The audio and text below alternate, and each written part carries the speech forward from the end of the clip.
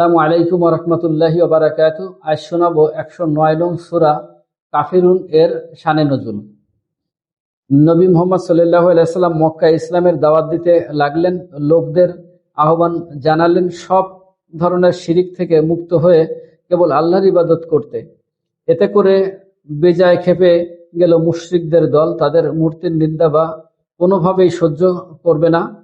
আবার নবীজিকে তখনও আক্রমণ করতে পারছে না, তাই তারা চাইল একটা আপোষের রাস্তা বের করতে। প্রথমে নবীজিকে লোভ দেখিয়ে কাবু করতে চাইল, কত ধন সম্পদ লাগবে নাও, কোন নারীকে পছন্দ করো বিয়ে করো, নেতা হতে চাও, আমরা তো তোমার পিছনেই আছি। তখন দেখলো এইসব মন ভোলানোর কথায় কাজ হবে না। তখন আবার নতুন প্রস্তাব নিয়ে তারা হাজির।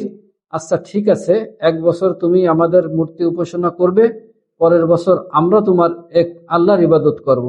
তখনই আল্লাহ তাআলা নাজিল করলেন সূরা কাফিরুন, যেখানে স্পষ্ট ভাষায় আদেশ দিলেন শিরিকের সাথে কোনো ধরনের আপোষ চলবে না। কাফিরদের বলে দাও, তোমাদের দিন তোমাদের, আমাদের দিন আমাদের। আমরা কখনোই আল্লাহ ছাড়া আর কারোর উপাসনা করি না।